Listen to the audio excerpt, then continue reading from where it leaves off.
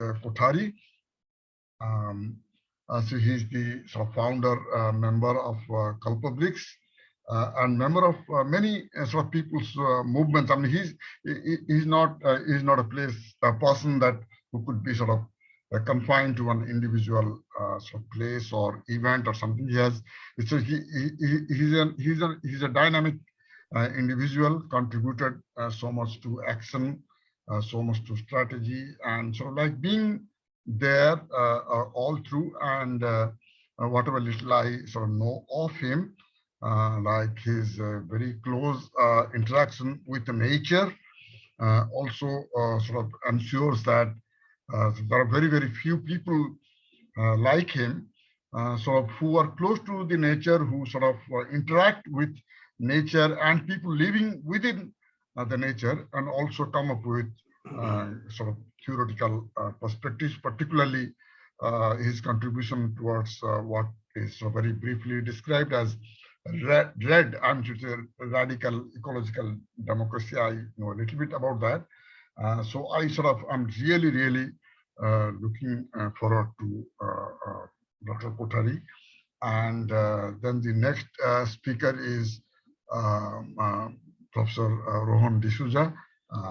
He's also very interesting sort of scholar, person in terms of his sort of very wide-ranging interests, apart from his very keen interest in politics, if I may say so, and also his very significant writings on environmental history, not necessarily confined to India, but much beyond that.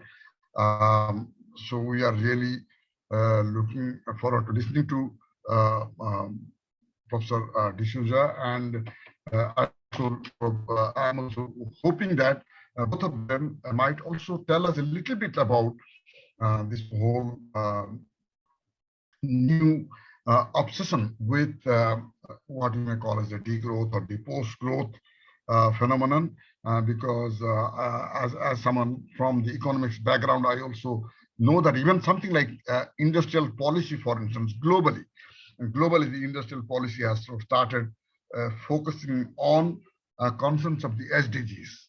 And I don't think this was ever the focus of the industrial policies earlier, where we're talking about efficiency, you're talking about resource utilization and sort of energy use, so that the productivity and the growth rates would be higher. But then even the industrial policy globally has started to recognize that there are implications for not just the society, but also implications for the ecology, for the environment. And so all that, probably some of that, I hope will be reflected in the talks that we are going to sort of listen to.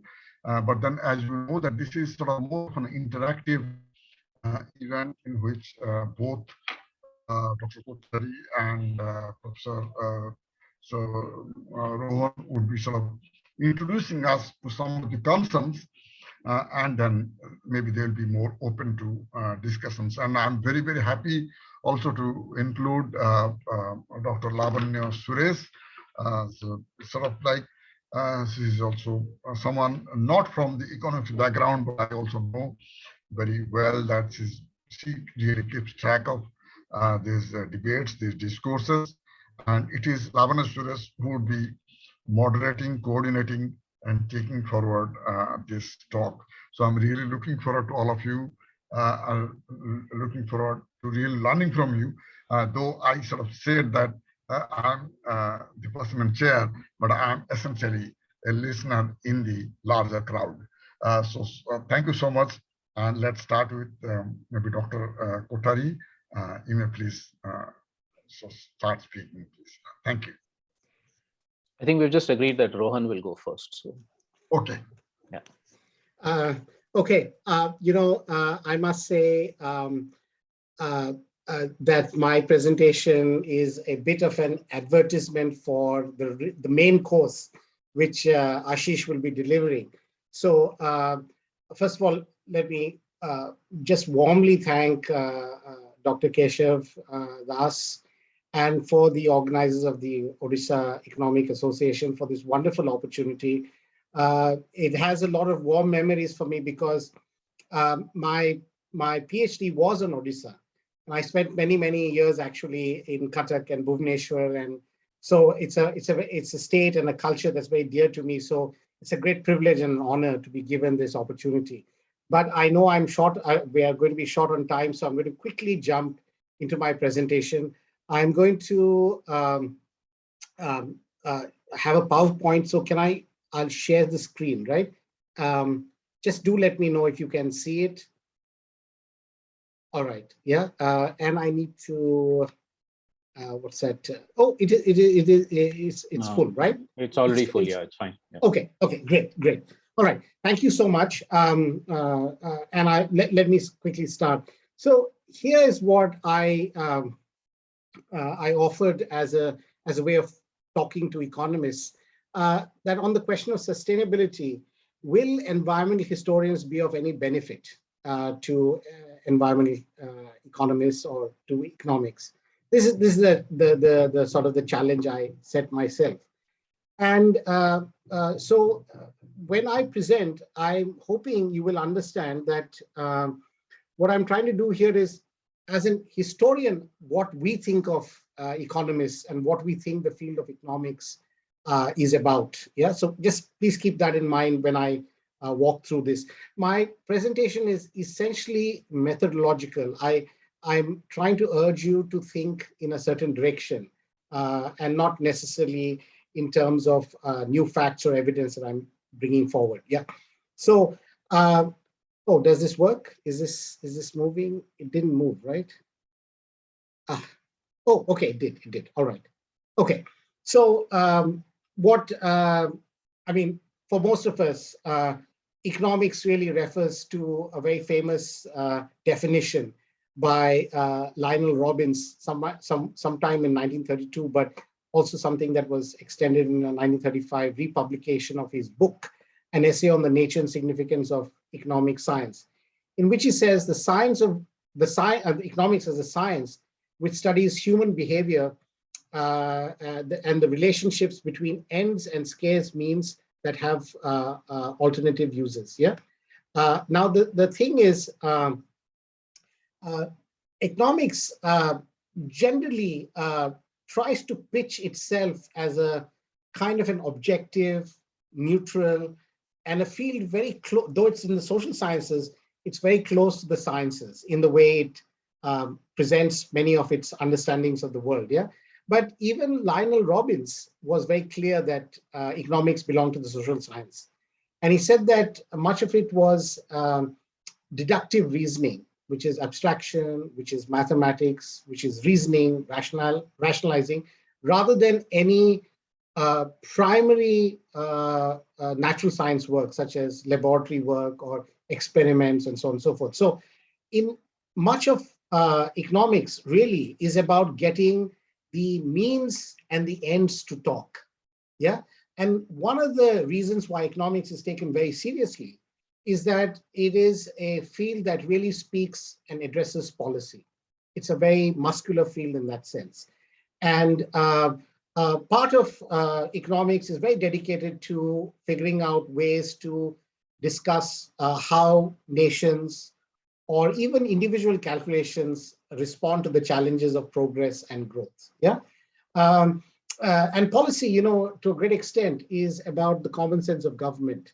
So some of the most significant economists and some of the most celebrated economists actually, do speak to addressing government policies and explaining how governments should formulate interventions in society. Of course, there are many definitions of what policy means. My favorite, though, is that it's the art of humiliating politics through good science. Now, of course, good science is something that we have to constantly define, and humiliating politics it refers to the fact that most economists come from the middle class. They're a professional class. They're not politicians by nature or by power or muscle. Yeah. So they have to persuade, they have to convince through their arguments, through their rationale, through their assessments, measurements, and so on and so forth. So For economists to be discussing the environment, to be discussing what can be sustainability and so on and so forth, you have to keep in mind they often have to adopt the language of persuasion to the political class, to the government, and various other peoples who actually, in a very raw way, handle questions of power. Yeah. So when we discuss historians, however, it's a completely different cup of tea. Historians really are not oriented towards policy. Yeah. And in a very crude way, if I may say so, most historians sort of carry out a kind of a detective approach towards fostering some sort of dialogue between the present and the past. How does the present speak to the past? And how do we look at events and sources, and we look at complexities of the past and make it meaningful for the present, and how then we use that past to formulate policies, formulate approaches to the future. One could put the quest of the historian in that very limited fashion. But essentially, historians deal with change across time. So whether it's environmental change, social change, political change, we deal with change across time. So if you were to put the two frameworks, you have economists that actually are constantly discussing, debating, and reasoning means to achieve ends, and historians that are basically looking at changes across time. So when both of them have to have a conversation on sustainability and nature, what will it look like? So this is really my effort today, that you have two different fields, and how does that field actually build a bridge and have a conversation? And so what I'm going to do is roughly first put down some of the groundwork on what we understand by sustainability. Many definitions, many big questions about what is sustainable, what is not really sustainable. But really, one of the definitions that has really stuck through time, and something that we all engage with in a certain minimalist, commonsensical way, is that the definition by the Brundtland Commission of 1987 that spelled it out in Our Common Future, in which they said, sustainability is about meeting the needs of the present without compromising the ability of future generations to meet their needs. You know, if you read that carefully for a couple of times, you'll see there's a bit of economics in it, because there's means and ends. And there's obviously a sense of history, right? Meets the needs of the present, compromising the ability of future generations to meet their needs. So inbuilt into the definition of sustainability itself is a effort to get economists and historians to be speaking to each other. Yeah. So I will make that assertion. Now, within the field of economics, this is an understanding from a historian's point of view. There's a neat divide, actually, not necessarily a divide that is not speaking to each other, or a divide that is antagonistic. There's environmental economists, and there's the ecological economists. All right. So the environmental economists feel that there should be a certain kind of conversation between the environment, economy, and society in terms of developing the concepts, the categories, the languages, and so on and so forth, in such a way that society, economy is not hurt by the decisions that they make on the environment. Now, the ecological economists have a very sharply different attitude. They see the economy as a subset of the larger environment. All right. So if you look at the image that I show on screen, that ecosphere, society, so they don't think that there's a triangulation of environment, economy, and society, but rather they see that all economic activity and actions are really parts of a subset of a larger environmental thinking and imagination. Yeah. Now, what does that effectively mean? Is that if you look at the differences, it's something like this. Most environmental economists, also most of the guys who are in the government and World Bank, it's a very powerful group vis-a-vis the ecological economists, they think that environmental degradation really tells us that there's a market failure in their assessment. That is, when you get externalities happening in such a manner because nature is not correctly priced. So you have a overexploitation of a forest or a fouling of a stream because you've got your pricing wrong, right? And so when they look at environmental degradation, the thing that most environmental economists will tell you is that we have a market failure. That the pricing and the use of the element of nature is wrongly priced, and therefore get the markets working properly, get the pricing right, and it should go away. So a lot of their work is on information, incentives. They look at distortions of the market and incomplete property rights. I won't go into that. But essentially, environmental degradation is market failure, right? There's a pricing problem. Now with ecological economists, because they see economy as a subsystem of the ecology, they look at multi-criteria analysis, which is to say that it's not just pricing. There are various qualities that need to be captured, various kinds of interdisciplinary and transdisciplinary efforts have to be made in order for us to make meaningful and helpful decisions about how we manage ecological resources. And you'll get a lot of, actually, ecological economics really emerges as a force from 1989. They have a Ecological Economics Journal, which is a very, very highly rated journal. And a lot of the emphasis is on a kind of effort to qualitative rather than quantitative, a qualitative reading of the environment. They look at relationships, they look at various dimensions, so much so that historical aspects are important elements of ecological economics. Now, that having been said, I want to get quickly to the question of environmental history. Very simply put and crudely put, environmental historians, one of their main arguments is that nature is not a passive backdrop to human drama.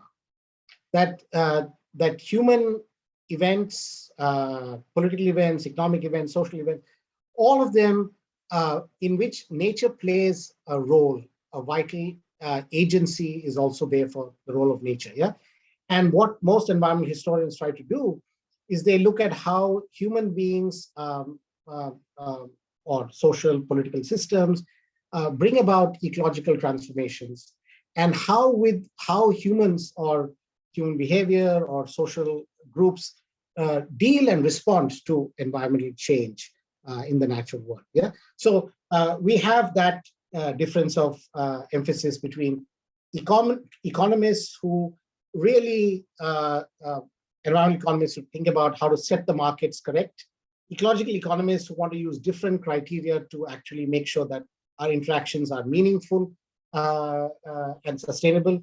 By the way, ecological economists also refer to questions of justice, yeah, something that is not something that environmental economists take up.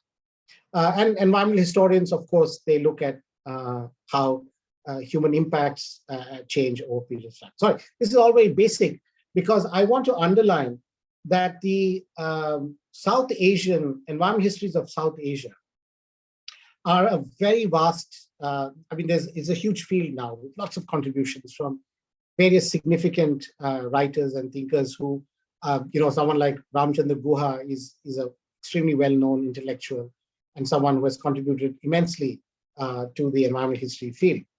The point I'm trying to make is that I would like to use environmental history to underline one very interesting methodological issue. And that is to say that many people in environmental economics, including ecological economics, they sometimes take the notion of nature or the notion of the environment or ecology as a given, that is, as a static, that, environments, nature does not, a forest is a forest, or a river is a river. But what I would like to argue is that many notions of nature actually undergo transformations in the way they're perceived, in the way they're understood, in the way that we respond and interact with them. Yeah. So to underline this point, I want to basically use my only book, but my first work on Odisha, which is called Drowned and Damned, looked at the Mahanadi Delta. And in that, I just want to run that through to tell you how we can't take something, nature as a given, but that's something that it's an object that has to be opened up for historical inquiry and scrutiny. So let me do something, run you through very quickly through that book in a very short time. When I first started out, wanted to do my PhD, I was very clear that I was going to write the history of the Hirakud Dam. And in my mind, I had this idea that Orissa was constantly wounded by these floods, and that people kept on trying to save themselves and their crops and sustain their livelihoods by preventing floods. And finally, when the Hirakud idea comes about and the dam is built, finally there's a technological intervention of very substantial strength that stops or tries to, or somewhat stops these floods from happening and damage. That was my initial assumption when I started. And there was a lot to support that assumption. If you look at, for example, A.N. Khosla, some of you in Orissa would know that he was also the governor of Orissa. And he was an engineer of the Central Water Commission in the 1940s. And he writes at one point, he says, the only cure for the many troubles of Orissa, namely floods, droughts, poverty, and disease, lay in the control, conservation, and utilization of the enormous water wealth of its rivers by means of storage dams. Yeah. So he sets up the conversation very clearly that what we're looking at is really rivers that are uncontrolled, that can do damage, and that if you bring nature under control and you dominate nature, you should have less suffering and less damage and so on and so forth. And yes, it's a story that achieved a great deal of acceptance at many levels. And Orissa was one of the first flood control dams in India, the first actually, and one of the largest for quite some time. And a foundation stone was laid in 15th March, 1946 by the then governor of Orissa, who was Houghton Lewis, colonial governor. And a second foundation stone was laid by Pandit Jawaharlal Nehru in 1948. I mean, it was seen as a very, very significant project for its time. I mean, lots of people talk about Bakra Nangal and so on and so forth, but if you look at the writings around the Hirakud Dam, and if you look at how it was celebrated, it was no less significant. Yeah. Now, given this backdrop, I began to research in the archives, and I was, I must say, completely shocked and surprised by two reports that I discovered in the, which are not, I mean, it was not a big issue. I mean, not hidden or something. They're fairly well-known reports. One was by, in 1884, a Baleshwar National Society, something maybe like a CSO or an NGO in our times. And it had a huge report on what it called the Orissa high-level canal, its advantages and disadvantages. Now, for someone like me, what can be a disadvantage of a canal? And then there was another equally shocking report, which was a report of the commissioners appointed to inquire into certain matters in connection with the Orissa canals. This was 1885. And when I began to read these reports, what do you get? You get a story. For example, you had 57 petitions signed by 200 plus cultivators or farmers or peasants, peasants more correctly, arguing against the canal, but not only just arguing against the canal, but actually asking for floods. Now, I could make no sense of these reports. I mean, why would peasants be arguing? I mean, are they, there must be something to that story. And, all these petitions are written in English, so they've been translated, and there's the appendation, the signature of lots of the cultivators in different mausas, different villages, districts. And this was against the canal still exists in Orissa. And this was against the canal that was built by Arthur Cotton in 1863. All right, which really built a big wire around the Mahanadi, and then they built a canal system around it. There's a long story to that canal system. 1863 it was initiated. By about 1866, 1867, 1866, I think it went bankrupt. It was sold off to the government of India. Many people wrongly think that the canal was built for the famine of 1866, but it's not true. The canal was really much before the famine of 1866, which I show in my book as well. And this canal system was built with much fanfare and aplomb, and it was one of the first private irrigation works in India. And it went bankrupt, and the government had to bail it out. All right. And significantly, there was two massive agitations, one in 1881 and second one in 1883 or 1884 against the canals. But at the heart of the criticism of the canal was the demand for floods. Now, this is very strange. And for example, here's a typical what a petition would look like from Cuttack district. It says, since the excavation of the canal, there has been no good outturn of the crop in our fields. Owing to the embankments, no silt is deposited in our fields caused by the overflow of rivers.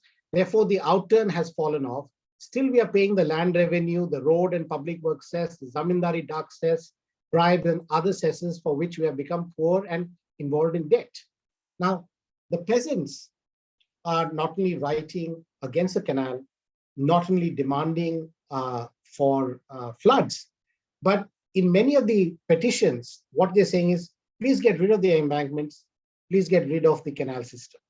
This seems to go against the natural logic of what we would consider to be development, progress, economic growth, and our own understanding of what the word floods mean.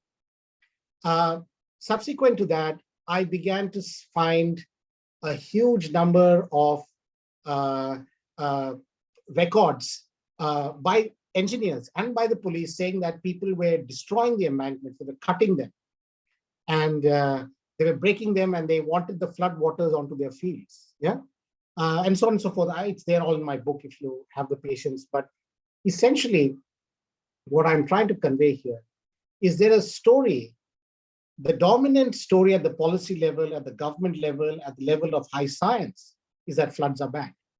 But the story on the ground amongst cultivators, amongst people who are involved in agriculture, is the reverse. They want floods. And so in my book, I argue that actually Orissa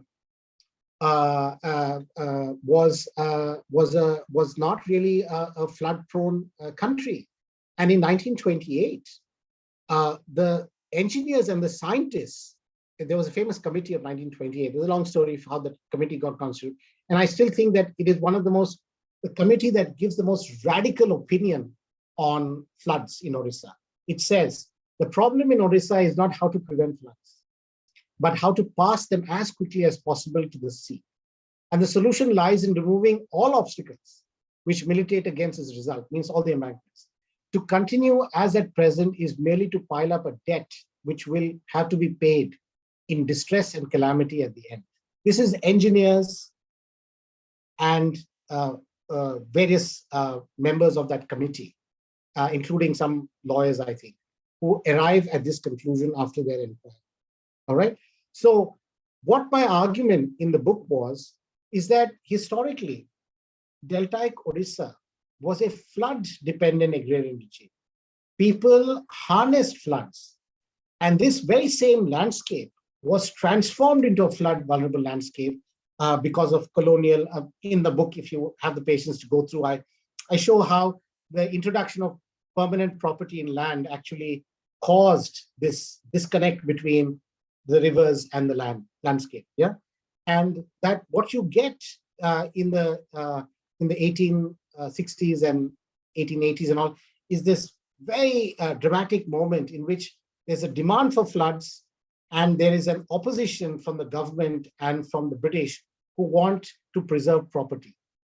Okay, what I'm trying to say is that for a historian, floods is not a given as a disaster event, is not given as a calamity.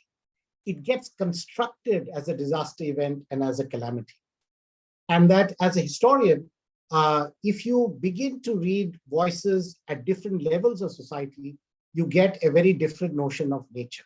So we cannot assume nature as a given, as something that we all understand and we all take for granted. Yeah, but that the idea and notion of nature means different things to different people. Yeah, and you have to begin to unpack that as you understand what you consider to be the natural world.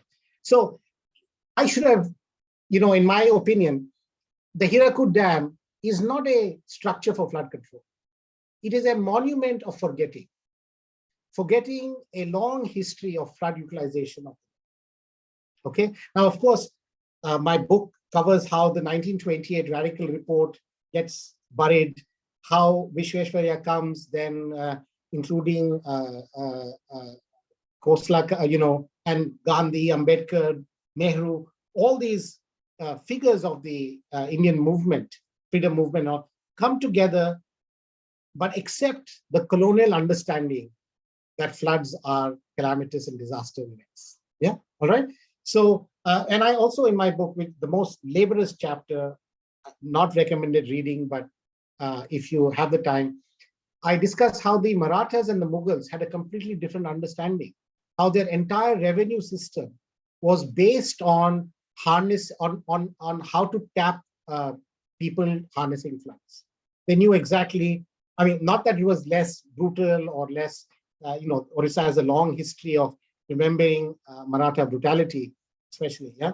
But those governments were able to harness and grapple with floods as a as a benefit, as a utilization, right? Not as a disaster event. Yeah. So I should quickly end by saying that if we want a discussion on sustainability and on the question of nature, economists would benefit a lot from understanding how historians actually open up the notion of nature across periods of time for different meanings, different histories of engagement, understanding, etc., etc. So nature is not static, but something, or environment or ecology, but something that needs historical treatment. It becomes an object for analysis through time. Yeah. So on that note, I should end by saying that even something as seemingly obvious as floods to most of us today, that there is in India at least a long history of flood utilization.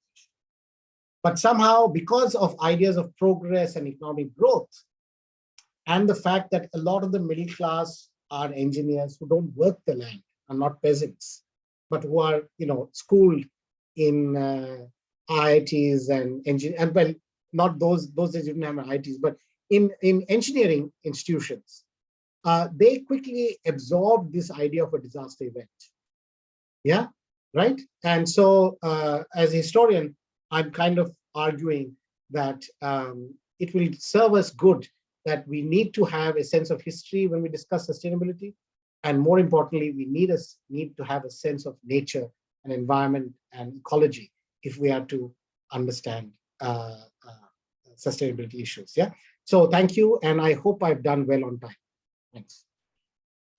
That was Yes. perfect. Thank you so much. Okay. Yeah. Ashish, would you like to go next? Yeah, sure. That's a tough act to follow, but I will try my best. So thanks. I think Rohan has laid quite a amazing ground for what I'm going to talk about. My presentation will focus on looking at how are people responding to the multiple crises that we are in, and what kind of overall frameworks of transformation are emerging from these, in which economics is one, but only one part of the transformation. So like Rohan, I'm also going to be sharing my screen. Let me know if this is working. You can see, yeah, okay. All right. Each of the terms that you see in this title slide, I will be explaining during the presentation. Now, we're all aware of the fact that the world is going through multiple kinds of crises, ecological, which Rohan has spoken about, climate in particular, but also many others. The crisis of inequality, which has grown significantly all across the world, including in India over the last few decades. More and more authoritarianism in many parts of the world, including here in India, and much else, right? And all of which also has its own serious consequences for the personal lives of people in all parts of the world. And oh, sorry, just a second.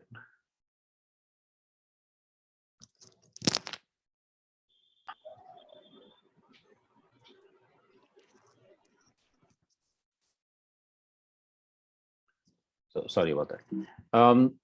And also that, I mean, building on the base that Rohan laid, the whole concept of development as it has been taken all over the world, in a way imposed all across the world, which has promised us all kinds of benefits, promised that nobody will be poor anymore, etc., has also come in the form of extreme forms of violence against the rest of nature, as you see in this advertisement from an Indian multinational corporation, and against people, especially people most directly dependent on natural ecosystems, such as Adivasis in forests and fisher people in the coastal areas and pastoralists in grasslands and so on, or craftspersons who are dependent on nature for their crafts. But in some way or the other, against all of us. If 1 million people are dying in cities every year because of air pollution, it's affecting all of us. If we are eating food that is laden with pesticides, way more than what should be safe for human health, it's affecting all of us. So in one way or the other, we're all impacted, but the people who are most closest to nature and who are the most marginalized in many ways are the ones worst affected. And I call this a move from livelihoods where there were occupations that were related to nature, related to culture, which were sort of integral, not ideal. There were many issues and problems with those, but nevertheless, there was some sort of holism in them, to what we now have with jobs in industrial sectors, which are for the most part, for 90% of the workforce, are extremely soul deadening. They're boring, they're mechanical, there's no creativity in them. So it's like really a move from livelihoods to what I call deadlihoods. And we've seen in the COVID pandemic how the forces of oppression and exploitation and destruction have exploited the opportunity of the COVID pandemic for much more profit making, more authoritarian tendencies like more citizen surveillance, etc. And the rest of the presentation, I want to focus on this especially, is that there's also the other side of the COVID pandemic, where people have actually gone out of their comfort zones to help other people. Young people in many cities in India formed small groups of helpers for the aged who could not go out during the COVID pandemic or the economic lockdown, people helping migrant labor, etc. So it's this aspect of solidarity, of working with each other rather than in our own individualistic ways, which I think is what we also need to focus on a lot. Because one of the questions that we're always asked is, you people are against dams, you're against mining, you're against X, Y, Z, everything. No, no, no, no, no. So what are you for? What are you saying yes to? And this is something that is a very important question for us. What are the alternatives? Are there alternatives? And if so, what kinds? There are, to my mind, two broad kinds of, I'm being simplistic here, but two broad kinds of alternatives. One is resistance. People saying, no, enough is enough. We will not take this lying down anymore. We will protest.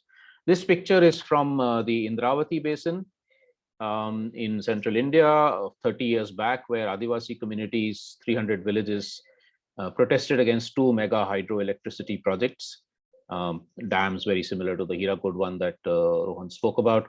And when they were arguing against those dams, they were not just talking about the displacement of their villages and the destruction of their livelihoods, etc., but also that this river, which for you is megawatts, for us is our mother. And we will not allow our mother to be shackled by your dreams of progress.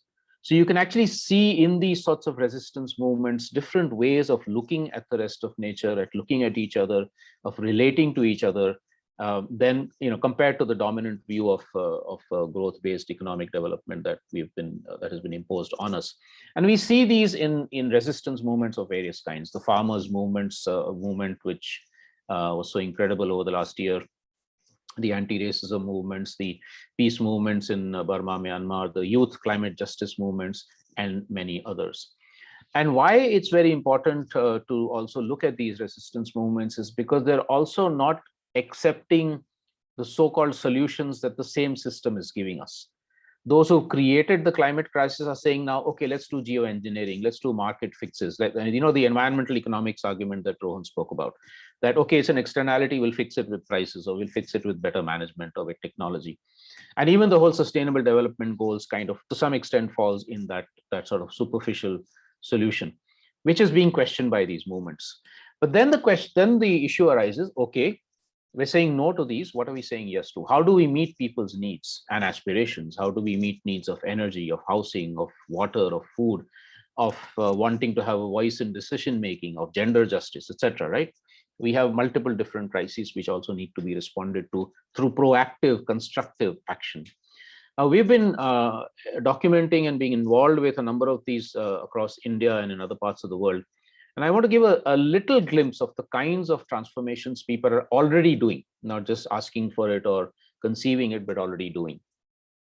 Each of these stories I'm going to do in a minute is worth 2 hours of presentation at least, if not many days. So I'm sorry, I'm going to be a bit simplistic, but there are case studies and stories available on all of these on our websites, which I'll show you later. This one for me has been very, very inspirational for the last 30 years. These are 5,000 Dalit women farmers who, as Dalits and as women, have faced multiple oppressions for hundreds of years, like everywhere else in India, and were very marginal in terms of agriculture, 1 acre of land, 2 acres of land, etc. But over the last 30 years, they've actually collectivized a lot of their operations. They have formed sanghas, committees in each of the villages. They formed a federation of the sanghas in 75 villages. They have brought back all their traditional varieties of agriculture, of seeds, going completely against the economic, the agroeconomic model of the Green Revolution, turned completely to organic, completely rejected all chemicals, and asserted that their own knowledge is the most important. They'll take modern knowledge where it's relevant, but their own traditional local knowledge is the most important for achieving food security, but beyond that also food sovereignty, which means complete farmers' control over everything to do with food, the seeds, the water, the land, the knowledge, etc. Right? It's a very different model than what our agricultural system tells us.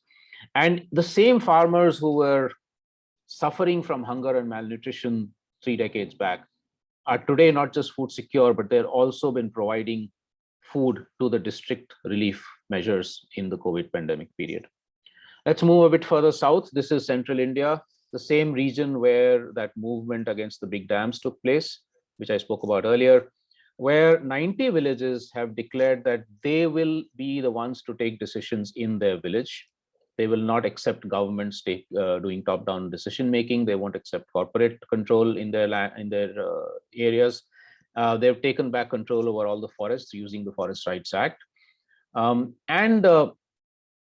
Doing sustainable harvesting and generating money, not just for individual families, but also for village funds, which became really crucial during the pandemic when a lot of the people who had migrated out came back and had nothing to rely on. So it was these village funds that became crucial for that. But also recognizing that they have their own internal issues. It's not just them versus the government or them versus corporations. It's also internal. So the women, for instance, arguing that why have we traditionally never been part of decision making in Adivasi society, in these societies? So we want to also be equal voices in the decision making. Further up north in the Himalaya, this is a very interesting women's Sangathan, which started with working on domestic violence issues, then quickly realized that unless the women were also economically independent, issues of inequality in the houses would continue. So they worked on livelihoods of 2 kinds. One, their own traditional crafts and other skills that they have. But secondly, also then learning skills on how to handle tourists, visitors coming to the area. This is a very very well-known trekking area or area for nature guides, nature walks, etc. So now about 30 of the women have set up homestays where visitors can come and actually be with the family, eat what the local food is being made, go into the forest with the local guides, and so on. They also started an alternative learning center called the Jungli School. And through all of this, transforming the lives of the women economically, socially, and culturally. Over to Western India in Kutch, this is one of the few places where handloom weaving is actually reviving. Because as we know, all across India, handicrafts have dropped sharply because of the industrial policies of the government, where so much of the production of footwear, textiles, etc., has gone into big industries. Whereas in fact, earlier it was millions of people who were actually producing the things that we use in our daily lives, right? So here the handloom weaving has come back because of the innovations around a local variety of cotton called Kala cotton, which is grown organically. And they still use their traditional skills for producing the cloth, but they're also making new designs which reach the market. And through that, in fact, many young people who had moved out to work in factories of Tata and Adani and all of that have actually come back to handloom weaving, because they say that we can do this at home. We can do this at our own time and pace. We can express our own creativity in this hand weaving, and we are in control of ourselves and our economy, and we also earn decently well, right? So it's this combination of economic, social, psychological, cultural phenomenon that actually attracts them back. And it's a great example of what could be done if one really is thinking about Atmanirbhar Bharat, as Mr. Modi keeps talking about, but actually does very little about. And then an urban example quickly, and then I'll move into sort of looking at the frameworks of transformation emerging from these. So this is in Bhuj, a growing town of about 300,000 people, very haphazardly planned, facing the same urban issues that most cities and towns in India are facing. But here, many of the colonies have worked with 5 local civil society organizations to start doing self-governance, to assert that in the city also we should be the one taking decisions, not only corporators and bureaucrats and politicians. And they're doing this with respect to their water resources, energy, waste, housing, and many other things, and also empowering women to be very much part of this these decision-making processes. There's a lot that bigger cities can learn from what Bhuj is doing. Over the last 2 years, we documented about 70 to 80 examples of where communities were able to cope with the COVID pandemic, and especially the economic lockdown, much better than other places. As we know, in a lot of places, the economy is collapsed, people didn't have jobs, exchange patterns were no longer available, etc.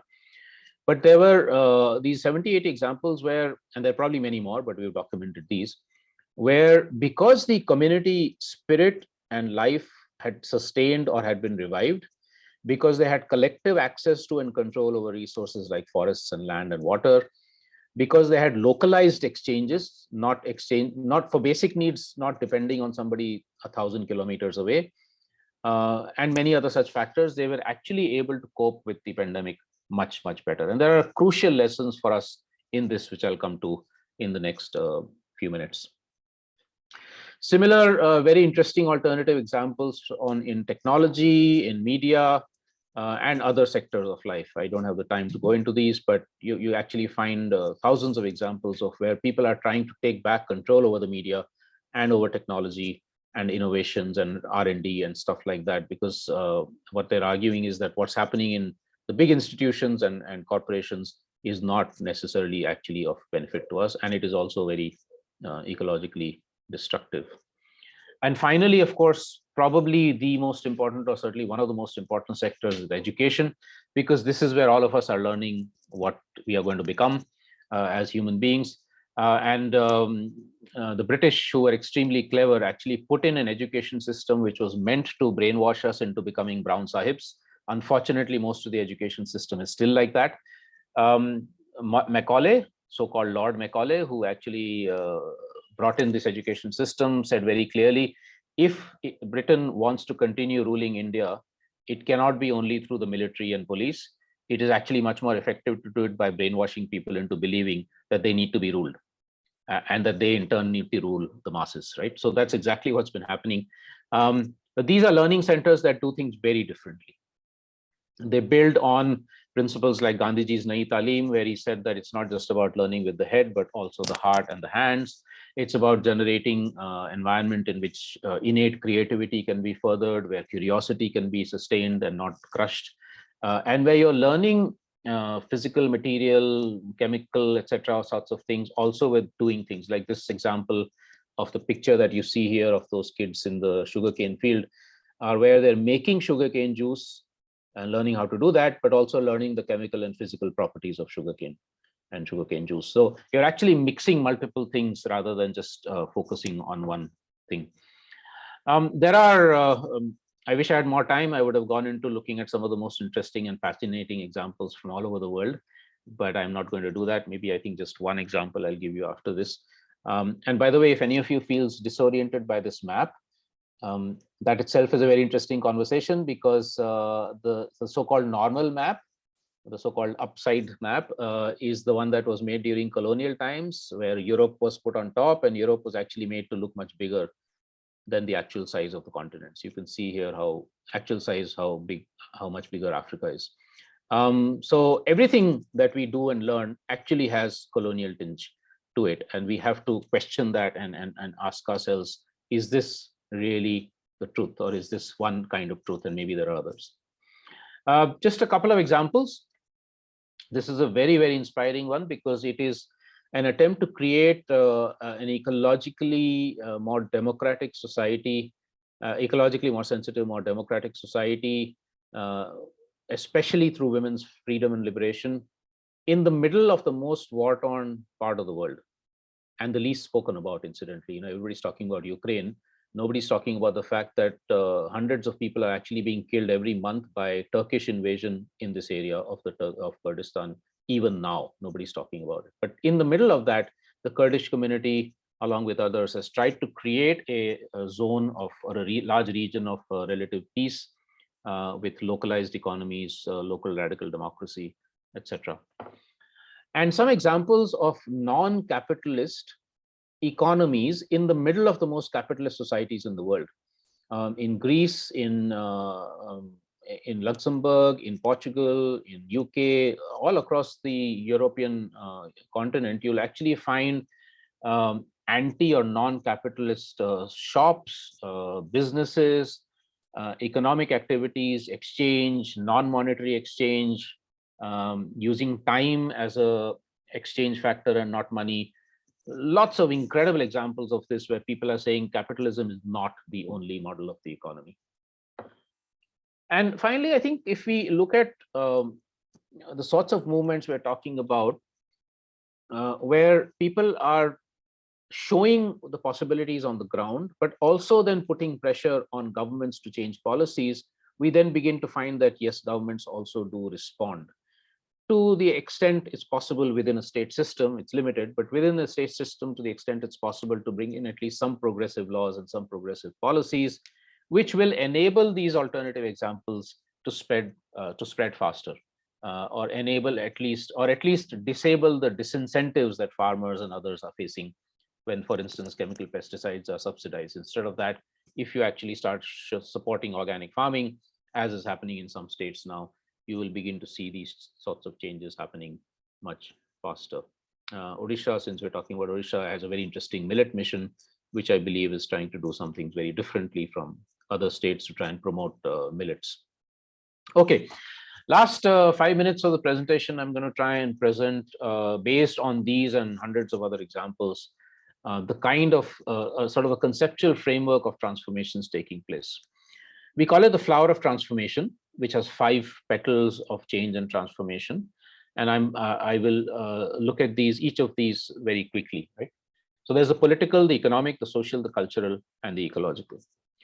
Now, with the political, what the 90 villages in central India, in Gadchiroli, are arguing is that democracy is not about elections. That's the least important part of democracy. Way more important is the fact that we are born with power, and we should be inherently holding that power and taking decisions where we are. right? So that is actually what democracy means: power of the people, not power of politicians we elect and bureaucrats that they choose. So that's exactly what they're arguing and trying to work it out. And this is happening now in many parts of the world. This also means that we need to start actually questioning some of our political boundaries within India, but also between India and our South Asian neighbors, because these boundaries cut rivers into 2 or 3 or 4 parts. They cut mountain ranges, they cut ecological flows and cultural flows also in ways that are extremely disruptive. This is a topic for another whole session, maybe someday. But it's a very interesting thing of looking at, if we were to think of bioregions, if you were to think of, for instance, the Mahanadi, which Rohan spoke about, as a basin, and how do you then govern and manage that basin with the local communities very centrally part of the governance, so that the flow of the Mahanadi and everything that is associated with it, including the wildlife, is sustained, right? Now, again, also very crucial part of this is the struggles for social justice. Radical democracy should not mean, for instance, that we encourage something like the Khap Panchayats in Haryana, which are very patriarchal and very top-down. But to say that, okay, that simultaneously the transformations for gender justice or for justice for LGBTQ or for the so-called disabled people or against casteism have to also be very much centrally a part of this. And to recall back the 5,000 Dalit women farmers who are fighting not just for agricultural security and food sovereignty, but also against their status as Dalits and women. Then all of this also has to be related to sustaining our cultural and language and knowledge diversity. When Rohan spoke about the farmers talking against the dam because they wanted flooding, this was an example of that local, deep, ecologically rooted, culturally rooted knowledge, which is ignored by the modern system, right? So modern science will say something. I'm not even sure modern science is science, but anyway, modern scientists will say something. And local communities have their own ways of looking at it. It's only when you actually combine it, when you respect both as equals, then you begin to find solutions that are sustainable, that will last. And all the examples I've given you are where they've tried to sustain and build on their own local systems, but also accept and absorb what might be relevant from the modern systems. And finally, and I think, I mean, so, okay, I'm not going into this detail. I'm just going to put this out to some extent. Rohan has already pointed to this. Economics as being part of ecology. One crucial thing, I don't know whether you learn it in your economics or not, is that both the words come from the same root, which is oikos, which means home.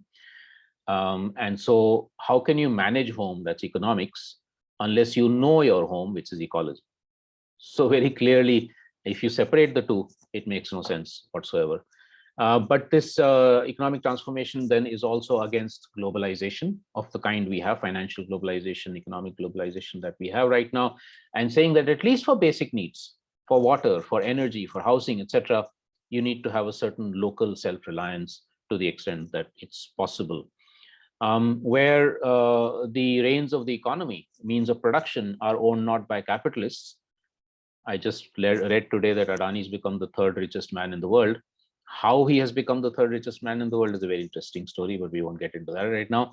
But if workers are the one doing most of the work for producing what is being produced in these factories or in the farms or wherever, then why should they not be the ones who are in control of the means of production? Where you actually begin to reintegrate, if you remember what I said about livelihoods and deadlihoods, that is based on a very westernized notion of what is work and what is leisure. If I'm actually enjoying my work, then I don't have to necessarily wait for the weekend to enjoy myself, or for 5:30 to run out of my office and get back home and start watching television or whatever it is. If I'm enjoying, I'm enjoying doing this session, and it's already 10 past 5. Should I say that no, enough is enough, I finished my work day and I'm going to stop talking now? So it's really about how do we bring back this integration of work, leisure, etc. Much else, I'm not going to talk more and more. The last point here I think is very important also. Economic growth, GDP rates of growth, are a totally nonsensical measure of well-being. Absolutely nonsensical. And there's much written about it, including by people like Steiglitz. We need to look at what are the really meaningful indicators of whether a society is doing well or not. Does everybody have clean water? Does everybody have clean air to breathe? Does everybody have good, nutritious, adequate food to eat? Does everybody have good housing? Does everybody have a good decision-making ability to be part of decision-making? Good learning opportunities? You need to build these multiple sources of indicators and not just say 10% economic growth, India is doing well. That's total nonsense. This is building on what Rohan said about the agency of nature and how do we look at the rest of nature. So on the left-hand side is the Western biological way of looking at it, where human beings are right on top. And note here that it's the man on top, the woman below. And then there's the indigenous way of looking at it, which is a circle of life. We are all equal species enjoying the fruits of this earth.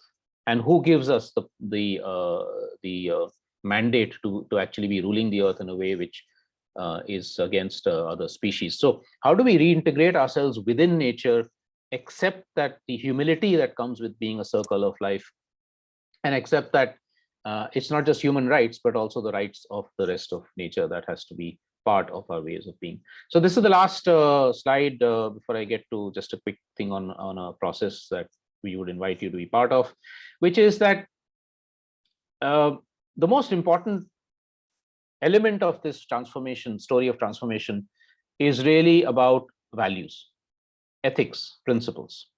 So if you take this fourth value of cooperation, collectivity, solidarity, etc., in the COVID pandemic, where people survived, it was because of this, not because of individual competition and selfishness. So the most important photograph that you take is not the selfie. It is the group photograph, right? Which we used to do in the past before the selfie became such an important thing. So this whole thing of individualism, it's not that the individual is not important. Of course we are, but within a certain collective. That part of it has to be, because we are interdependent. We're dependent on marine microorganisms for 70% of the oxygen that we breathe. Without those microorganisms, we'd all be dead, and we never think of that when we think individually and selfishly. So I'm just putting this up for a second to actually show you the kinds of values and ethics and principles emerging from these movements. Many of which have been there for a long time, many of which are also emerging anew. And we say, therefore, saying that it's the ideologies that celebrate not power and money and fame, but life in all its forms, its myriad forms, its all its manifestations. Right? So a sort of a worldview that emerges from this is what we call eco-Swaraj or radical ecological democracy. The word radical, by the way, is badly misinterpreted by us. It doesn't mean killing each other. It means going to the roots. And I think it's a great word. If youth were radicalized, I think that would be fantastic. So the idea, it's a very simple thing. All of us are decision makers. We assert that decision making wherever we are, including in an educational institution or a village or a urban neighborhood. But when we do that, we also are mindful of the happiness and the well-being and the rights of other people and other species. So in that's radical democracy, but also which is ecologically and socially sensitive, right? There are similar notions all over the world. For instance, probably many of you know Ubuntu as a software. But much more importantly, Ubuntu is actually a South African ideology, which says, I am because we are. The same thing, that as an individual, I'm important, but without the collective, I'm nothing, right? It's the collective that has made me. And so there's the ancient ideologies and worldviews. There are new ones emerging from the industrialized West, including degrowth. I should mention here very strongly that that everything that I'm talking about is not degrowth. There are lots and lots and lots of worldviews and concepts which are, say, post-growth or post-development. And that's why we talk about a pluriverse, not a universe which is one single way of doing things, but a pluriverse, a multiple ways of actually finding solutions and doing things. People often ask me, how do you actually then achieve macro change out of all these small examples all over the world? And of course, that's a very important question. And I don't think that the approach should be replication, because no two places are the same. You can't exactly copy any of the solutions I've given to some other place. Nor is it upscaling, where you become bigger and bigger and bigger and bigger, like a corporate or a some NGOs also. But actually having thousands and thousands and thousands of initiatives in different parts of the world or India, and then connecting them together to form the horizontal networks that would produce the scale. This is happening, for instance, with organic farming, or for the women's the feminist movement, that you're actually creating networks which make the scale rather than single things becoming bigger and bigger and bigger. To enable this, we have a couple of processes. In India, it's called Vikalp Sangam, which is trying to bring a lot of these alternative initiatives together. Activists, academics, scholars, lawyers, local community people, lots of different people from different sectors. We have actual physical sangams where these things are discussed, where demonstrations of what is possible are made. And there's a website which documents stories. So this website has about 1,800 stories of positive transformation all over India. If you're ever feeling depressed by things happening around us, take a few minutes off and go to this website. At least it might cheer you up for a while, because there are good things happening, even if they're marginal.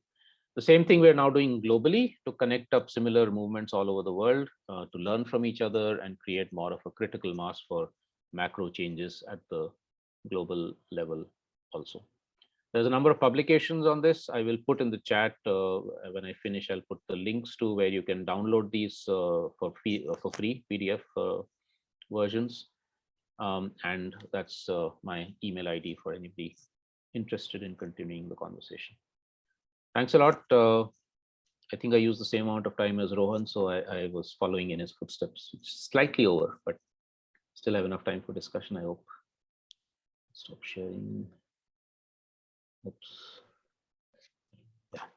Thank you. Lavanya, you. Yes, thank you. So I was greatly looking forward to listening to both of you all, because your work is something that I've been following for a very long time. And environmental history and the work that you all are doing in Vikalp Sankalp, as you said, it's not just something that gives hope, but it's also fun. So what I get and what I really like from both your talks is that you all are talking about, when we're thinking about sustainability, we need to address the conditions and change of social and environmental systems with an explicit consideration for power, right?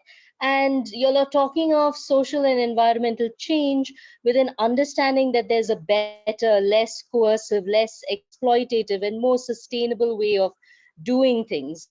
And the most interesting thing that I think that you all are stressing on is that socio-ecological systems are not just objective criteria, but are political, right? And the very ideas of how we understand them are directed by political and economic processes. So the fact that both of you all take on such a normative approach to understanding what people would consider purely purely ecological problems is something that fascinates me.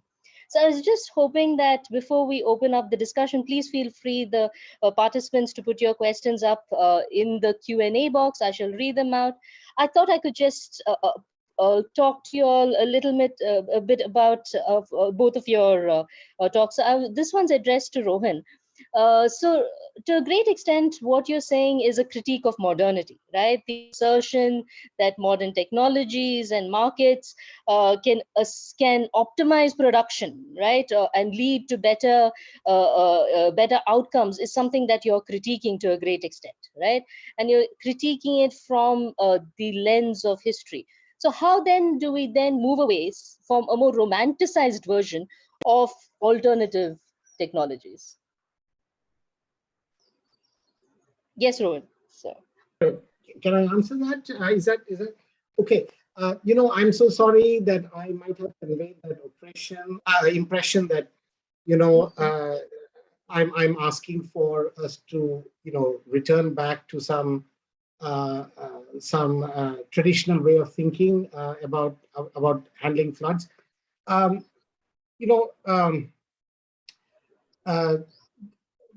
There is modernity and there's reflexive modernity. Yeah, a modernity that is capable of challenging its assumptions and responding in a meaningful fashion. Yeah, without just going back. Like, for example, today in Odisha, the population levels are completely different from the past. Yeah, there are a large number of people now who don't know what to do with the flood. There's been a tremendous transformation in the last 100, 150, 200 years. Yeah, so to simply go back is not something that I can, I should declare in any sense. Yeah, but that having been said, what I'm simply saying is, how does history or historical imaginations or how we engage with the past help us construct a way out of some of the troubles that we have today? Okay, so if I was an engineer and I now start with the assumption that floods are not naturally a disaster event, that there's a history of people utilizing floods, then I will technologically approach it differently. Yeah. Let us say governments now are aware that actually the simple shutting down of floods might have deep ecological, which they understand now, have deep ecological implications. How do we then work around it? Yeah. In fact, there has been a lot of rethinking now. For example, even in Netherlands and all, they are opening up former places that were shut out from floods to moderate spills.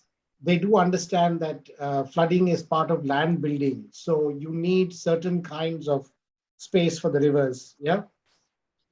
So there are lots of scientific and technological ways to understand natural processes. Yeah.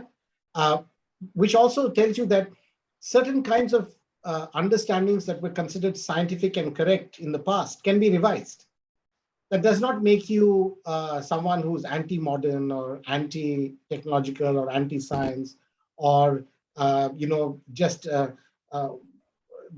we just have to know what the people in the past did and then let's just follow. But I just want to touch on something Ashish spoke of, in the same vein. One of the critiques of modernization theories has been because of this book by was called the 5 Stages of Economic Growth. I'm forgetting the name is Rosto, yeah. Rosto. Yeah, exactly. The Rostovian model. In Rostov, there was a clear declaration that gets rid of tradition. All right. And progress and economic growth should not have any patience with old ideas. But I think, at least in India, from the 1970s onwards, there was a lot of people who were arguing that, you just can't throw out, there's a lot of wisdom in lots of past actions and thinking. It's not something we swept away. You engage, you negotiate, you sometimes they need elaboration. Sometimes they can be incorporated into modern thinking. Yeah. Now, for example, many cities in India have become flood prone. And there's a lot of understanding now that, the old style of trying to use embankments and lots of cement is not working. So you want to have wetlands. And there is a guy called Yu Kongjian from China who's devised this thing called spawn cities. It's really taking off. They're saying, cities now must have wetland ecologies. And it's not simply just, put space for water. A wetland ecology is all about reviving a huge number of species, aquatic species, biological flora and fauna. Yeah. And getting urbanized people to actually become part owners of these new knowledges and these new endowments.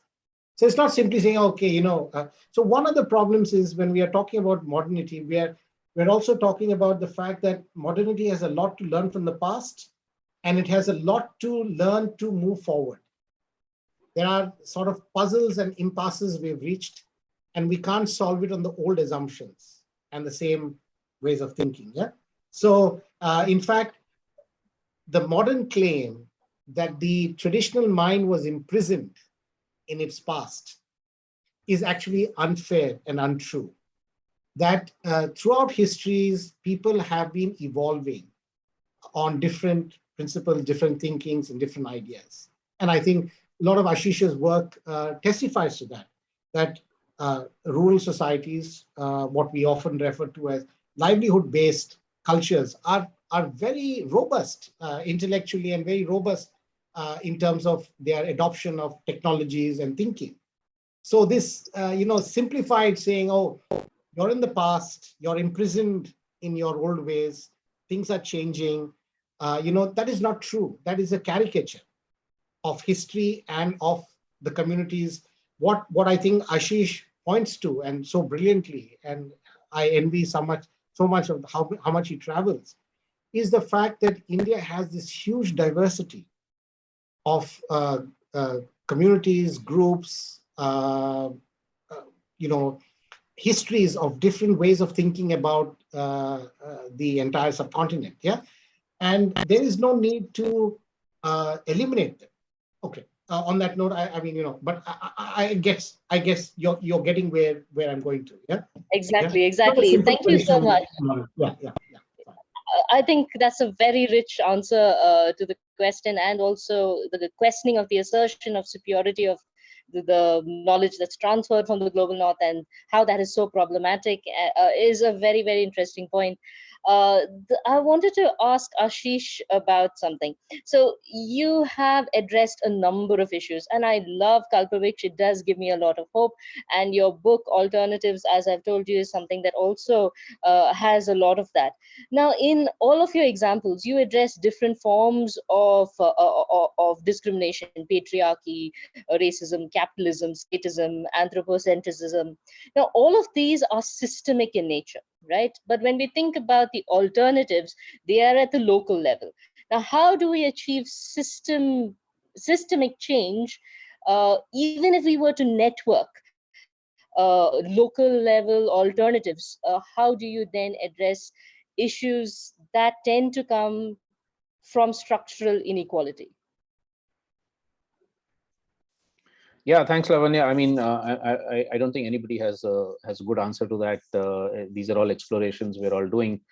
For me, I think what's important is, I've already mentioned, for instance, the issue of networking of these thousands of initiatives with each other to create some level of scale. But that has to go hand in hand with also a much deeper understanding of these structural roots, right? So it's not necessarily whether it's communities in a traditional system or people like us in our cities. We don't necessarily understand these structural roots very well. I mean, I have no idea why the rupee is today valued at X and tomorrow is valued something else altogether. So, if one doesn't understand how do the banking systems, for instance, control us, or how does a macroeconomic budget influence me in my daily life? So I'm not suggesting that each one of us needs to understand all of this, but I think collectively in these movements, especially, we need a better understanding of these structural roots and what these macro forces are and how they're bearing down on us, in order to be able to match integrate our local practical and conceptual solutions with the challenging of these macro structure, with the resistance, which is again not just being on the street saying no, but also saying what is wrong with capitalism, what is wrong with statism, etc. I'll give you an example. I was recently in a 10-day workshop of the Kurdish movement, and that's one reason I mentioned the Kurdish movement. And it's incredible. They're in the middle of war, they're in the middle of just fighting for survival, right? Just life. And yet, periodically, virtually every month, every community, every commune and every guerrilla unit there is actually going through a process of what they call education. Education not in our sense, but in their sense. And they're learning the histories of Western Asia. They're learning what's happening in Latin America. They're reading texts that one of their ideologues, Abdullah Öcalan, is recommending, or others are recommending.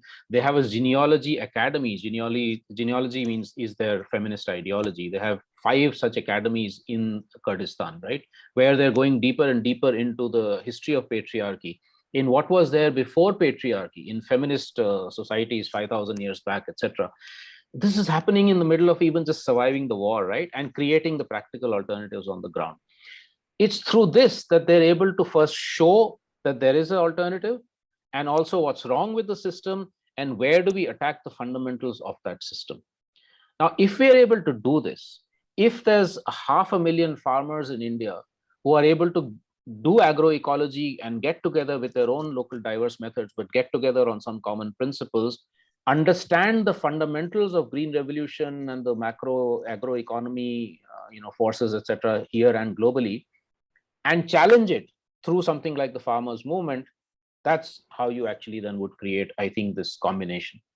The problem is, we've had revolutionary movements, we continue to have them, especially of the left, and they've been good at critiques. They've not been very good at creating the solutions on the ground, at prefigurative politics, for instance. So you can take over the government in Bolivia and Ecuador and Greece, etc., and then you end up creating a mess again, right? Maybe a slightly better mess, but still a mess. And then we have all these grounded initiatives who are not necessarily very good at this macro picture, understanding it and then being able to challenge it. It's about putting these two things together. I think that is that's been lacking, and which we need to do much more of. Thank you so much.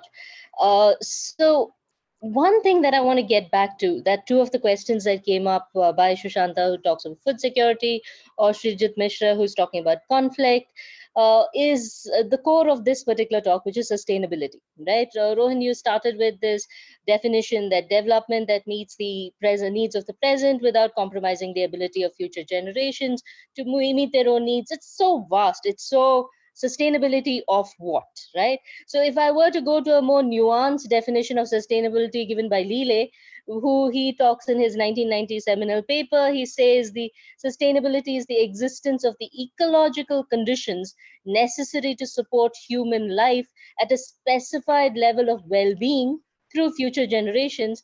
It talks more to what both of you all were saying. So if we go back to the heart of sustainability, right? In your words, what are we sustaining, given that you all have clearly articulated that nature as we know it is constructed by economic and social processes? What would your response to that be? So whether we're talking about food security or whether we're talking about conflict. Do I reply first, or perhaps Yeah, Ashish? go ahead, Ron. Go ahead. Okay, you must forgive me, but this is going to be a very abstract answer, yeah? Simply because I'm not so confident that I have actually, if I had really a solution, I would not be perhaps sitting here, yeah? It's something like this. What we have to understand is that one of the biggest problems with achieving sustainability is, in my opinion, is that it's not a technical problem. That is to say that there are these collection of technologies that we just, get together, or practices we get together, and therefore we can have sustainability. Yeah? Sustainability at heart is actually a crisis of democracy. When you have an unequal society, and it begins to get more unequal, the voices of that diversity and complexity don't get heard. So I'm someone who says that democracy is actually vital and a necessary pursuit of the sustainability question. And then, of course, when more people with their different visions and their different understandings come together without fear, are able to express themselves and make clear what their interests are and what their demands are, and then everyone adjusts and everyone accommodates, based on all kinds of values and justice issues, then we are moving towards something that is sustainable. So there are just two ways of arguing about sustainability. Some people who argue that it's a technical issue. I'm going to get the math right. I'm going to get the technology right. I'm going to get, a few really smart superheroes to sit down and sort it out. Or listen, we've got to work out a way of how dialogues, conversations, discussions, and how all that comes together to create possibilities. Yeah. Now, of course, this sounds very abstract. And of course, when is it democratic and when is it not? This is why we pay attention to struggles. We pay attention to initiatives like Ashish is flagging. And we are also aware that today there is a genuine divide between those who pursue lifestyles and those who pursue livelihoods. Okay, the lifestyle people are us. We are consumers. Whenever we stop consumption, the market collapses, the stock market goes so broke, and everyone's in a tizzy. All right, but if we lose a rich forest here or a set of agriculturists thrown out of the land, nothing rumbles, right? So there's something wrong in the system of democracy. You can hear the consumer voice, you can hear the lifestyle people, but you can't hear the livelihoods people. So over a period of time, the dice has been loaded against the livelihood people. And it is in favor, no matter how you roll it, it always works for us. Yeah. So if somebody was to ask me, hey, what's your solution for sustainability? I would say democracy.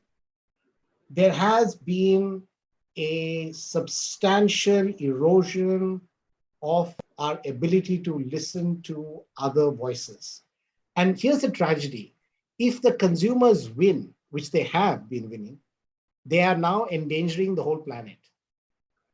And now suddenly it's the consumers that are talking about restraint, about being eco-friendly, save the tiger, yeah, all right? It's not the livelihood people who are struggling. So I once remember I was in a panel with Dunu Roy, and there was, I'm sorry, I'm just going to quote the last second, but it's so interesting. I'm sure some of you would be familiar with Dunu Roy. And there was someone who came up and said that, why aren't communities in the Sundarbans adapting to climate change? So Dunu said, this nonsense has to stop. He said, the people at the lower levels of our society, they are already adapted. The squeeze has been there for a long time. Their consumptions are in a mess, okay? But he says, people like Delhi, nobody's telling you not to use the AC when it's hot. Nobody's telling you not to buy 2 cars. How come? We are the ones who need to adapt. But if you look at the literature, if you look at the way the problems are framed, there are hundreds of projects will tell you, let us introduce these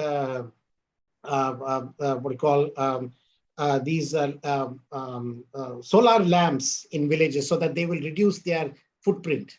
Nobody says, why don't you introduce solar lamps in Delhi or big cities?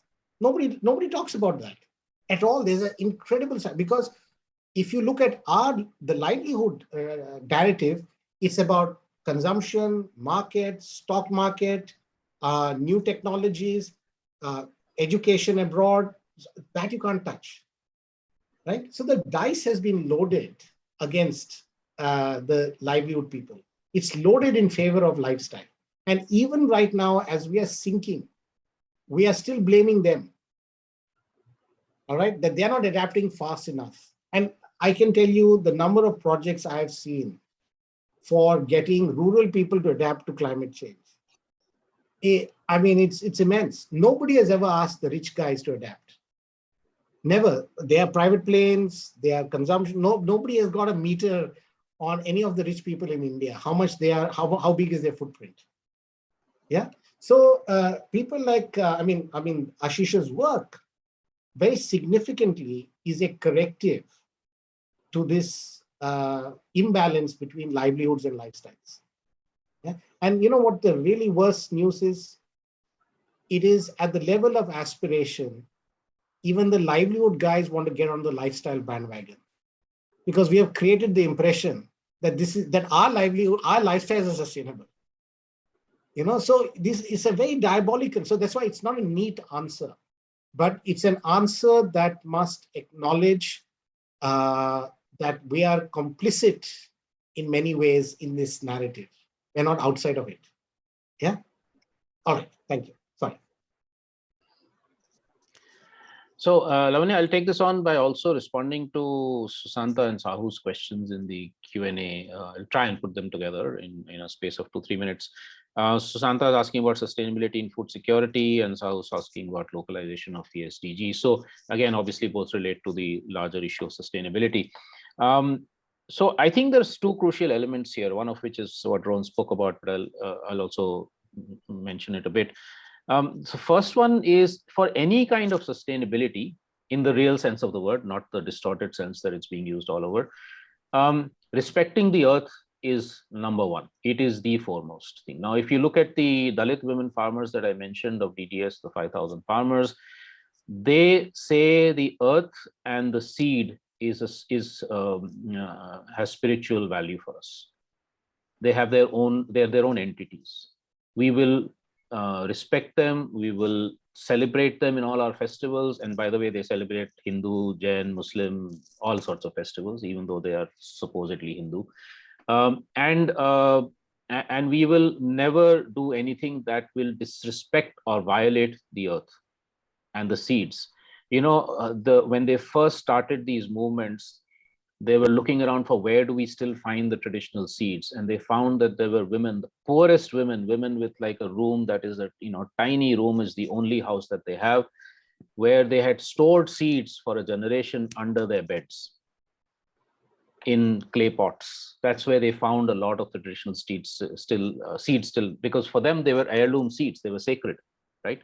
So number one, respect the earth, consider it to be sacred. Consider indigenous peoples, for instance, think that everything has a spirit. Even stones have spirit, rivers have spirit, not just human beings, right? So how do we build that back into our lives, especially those of us who are living in cities where there's no concept of this anymore? That's a huge challenge, right? And when one does this, and talking about knowledge systems, and indicating a little bit to what Rohan also said, actually these peoples build in complexity into their systems, right? They know that nature is not necessarily predictable, that there are cycles and seasons and all of that, yes, but that could change. Today might be very different from tomorrow, etc. And this is one reason why they're at least to some extent able to adapt to on their own to climate change. Nobody's helping them. But this complexity, if you look at complexity theory, it's beginning to now more and more understand that complexity theory, as it's coming from modern science, is actually not very far away from what peoples were doing in their own indigenous and local knowledge system, right? They were working with chaos and complexity as part of their systems. So this is one part of the whole thing of sustainability. So you don't build predictive models only and then say that, you know, okay, the satellite imagery will tell us. I was in Ladakh last month, and I was told one of the scientists there said that the farmers don't need to worry about anymore, because we're going to have drones and we're going to have satellites, and every farmer will be told when to sow what and when to plant what and when to harvest and blah blah blah. And I was saying, but you know, I can't rely on the Met Department's prediction for tomorrow. How are these things going to work? And when you actually have a sophisticated multi-generational knowledge system on the ground, why not use that? Or maybe use both together, but don't just say that it's this that's going to actually solve the problems. And so feedback mechanisms are built into it. All of this needs to happen, that, okay, if something changes, then how do I actually respond to that? Why is it we have 300,000 varieties, or had 300,000 varieties of rice? Farmers were looking closely at every grain that they were harvesting. And if they found in a field of, say, one variety of rice, a grain that was different, it was black rather than white or whatever, they would plant it separately in the next season to see if another variety emerged. That's how 300,000 varieties were developed. And this is incredible science, right? So that's one thing. The second part of it is what Rohan spoke about, which is that sustainable food security, the localization of SDGs, to the extent that some SDGs are good, others are not so great, but the good ones, can only happen if there is true radical democracy, the voice of the people on the ground. One is not suggesting that they know everything, that all the decisions will therefore automatically will be great. Of course not. But unless that voice is there, and especially the voice of women in something like food and agriculture or forestry, etc., there is no way sustainability will be achieved. It can't be achieved by people sitting in labs. And so therefore, democracy, which I totally agree with what Rohan was mentioning, and we're seeing many examples of that. The last point here is that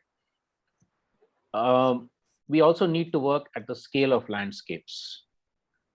Sustainability cannot be achieved by every single village on its own. It has to work at the level of landscapes, at river basins, mountain ranges, intact forest ecosystems, etc. And that's a bioregional or a biocultural regional approach, which is very different from what we have right now in terms of our economic planning or even our political decision making. We've just come up with, we have something called the South Asia Bioregionalism Working Group, which has just 3 days back released a report on pre-district bioregions of India. You know, if you look at India and how it was conceived, Kumaon, Garhwal, Mewar, etc., all across the country, you will actually find that these regions were corresponding to biological and ecological and cultural phenomena. They were not based on somebody sitting somewhere and saying, this is going to be the district boundary, this is going to be the state boundary. Yeah. And so how do we look at that incredible source, heritage of us, ecological history, as Rohan says, and then say, okay, what's the relevance now? Can we again think of Kumaon as a political unit, of Mewar as a political unit, of the Dangs as a political unit, of the Terai region as a political unit, right? And then say, okay, then what's the, what would then make sense ecologically and culturally and economically in something like that? To my mind, unless we do these and many other things, I think talking about sustainability is of no, I mean, it'll just be talk. Thanks. Thank you both. Thank you both. It was a fabulous discussion. And I really like the way that both of you all have put marginalization, democracy, and justice at the forefront of your articulations of sustainability.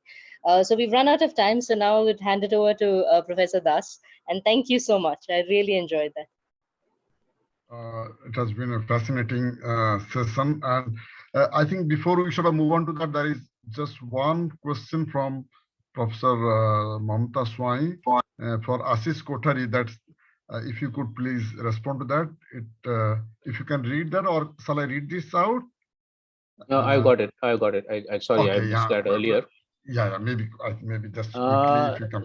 Yeah, I think, I mean, Gram Swaraj or Swaraj in its multiple forms is what, if you think of the examples that I gave, they are actually trying to achieve some kind of Swaraj. It may not necessarily be exactly the way Gandhiji envisaged it, but nevertheless, talking about the fact that, see, what is Swaraj? Swaraj is not just India's independence from British rule, right? Swaraj is freedom, individual and collective freedom in a very fundamental sense of freedom, but with responsibility for others' freedom. So my happiness, but with responsibility for your happiness. So in that sense, it actually enjoins on us the need to look at our own behavior, our actions, our consumption patterns, etc. Right? But when Rohan said that people in Delhi are able to have 5 air conditioner in every house, but maybe still talk about Swaraj, that is not Swaraj. That's the American notion of freedom, that I will do what I want regardless of what happens to the rest of the planet. So Swaraj is in that sense a fundamentally, it's an economic concept, it's a political concept, but it's also a cultural and spiritual concept. And putting all these things together makes is what he spoke about. So what these people on the ground are trying to do is some level of that. They're also building in, say, Ambedkar's thing against casteism. They're also building in maybe Marxist things against class. So it's not, you can't, I mean, that's something that academics or people like me and Rohan do, is that I'm a Marxist, you're a Gandhian, you're a Ambedkarite, etc. Movements on the ground don't do that. They say this is what's working, and you can talk about your ideologies, but for us, this is what's working. And they're putting all these struggles together. So that is what would it be. And if our government was truly interested in Atmanirbhar Bharat, and I've analyzed the last 3 budgets, and I don't think they have any concept of Atmanirbharta. But if they were at a self-reliant India, from the village to the nation as a whole, they would be supporting these movements of Gram Swaraj or urban, radical urban neighborhood democracy, where you say that basic needs will be met in a certain geographical region. Let me give you an example and then I'll finish. I know we're totally out of time. There's a village called Kunaria in Kutch. They did some amazing work during the COVID pandemic, where they made sure that everybody was safe, all the COVID protocols, etc., were being met, but they insisted that their economic activities will continue. They will not do a lockdown. All the NREGS activities, etc., continued, but with safety in it, right? And then they also are beginning to think of saying that we realized during this period, we also did a survey, we found that we were spending 40 lakh rupees every month, just one village, on footwear, textiles, incense, utensils, etc. They're saying, why can't we produce this ourselves? I mean, not just that one village, but let's say 20 villages together. Somebody can be producing the cloth, somebody can be producing the food, somebody can be producing the utensils, somebody the footwear, and then they exchange amongst themselves. That is Gram Swaraj. And if we were truly serious about it as a government, that's the kind of thing we would support. But of course, then we would also have to dismantle the Reliances and the Adanis and the Tatas. And of course, our governments are not necessarily very fond of thinking on those lines. So I don't think we should expect it from the governments, but people's movements need to be doing this, need to be supporting it. And us as either academics or lawyers or whatever we are, need to also find ways to support these sorts of movements. Thank you. Thank you so very much. And I think it's for all of us. And as I also said that all those who participated, and these are also sort of recorded for other viewers, listeners. So much to learn from all the three of you. So thank you so very much. And we are very happy, as I said in the beginning, that even if you are not necessarily from the formal discipline of economics, but I think there's so much that you have contributed to our understanding, and this whole idea about localization, for instance, the whole idea of sustainability on ground, and also suggestions. I think I would sort of imagine these are also very strong policy suggestions, the policy from more from the community perspective, if I may say so. Like, so there are a number of acceptable points, and there have been instances, as particularly as is sort of indicated. So we shall cherish listening to you, and we shall probably get you back again some more time, maybe more on specific sectoral issues or local issues. But thank you so much, the three of you, Rohan, Ashish, and Lavanya. May I request the Secretary, Dr. Amarendra Das, to sort of end with a vote of thanks, please. Yes, in fact, I was feeling radicalized after listening to all of you, and it was really, in fact, I have been following the work of Mr. Ashish Kothari, because I get all the emails through the Indian Society for Ecological Economics, and so I sometimes think like how he manages so much of work and studying publication and his activism. And in fact, in the past also I had contacted for a conference, but then it was not possible when I was in Utkal University. But today we could listen to him directly. And so thank you so much, Mr. Kothari, and then Professor Rohan D'Souza. In fact, we have interacted in Odisha Dialogue, and I have been also following his work. Lavanya did a great job, discussing the paper, ideas of both these speakers, and also participants. We got very eminent participants. I would say that. Very good questions have come up. So thank you so much, everyone, the speakers and the participants, and most importantly, Professor Keshav Das for organizing this, basically for inviting the speakers. And I think we should, it's not that Odisha Economic Association only should think about economics, because unless we know how others think actually, and so economics, is probably a very narrow way of thinking and looking at things. And again, for the information of both Mr. Kothari and D'Souza, I teach environmental economics and also ecological economics. So and I somehow bring in those concepts that actually you are discussing, but of course definitely not the way actually you think in a very radical fashion, because probably we get disciplined by our stream boundary, but it is always good to get ideas actually in a very radical manner. And because unless you know the extreme ideas, probably you don't know actually what can like how can we change that things. And the question answer, like I was thinking, the Swaraj, Gram Swaraj concept and all that. So with this, I think we may conclude. And again, thank you so much. Thank you so much. Thank you. Thanks a lot. Thank you.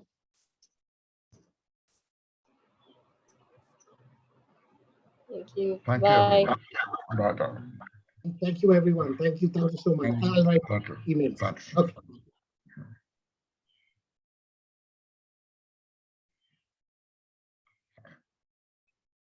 So, Amarendra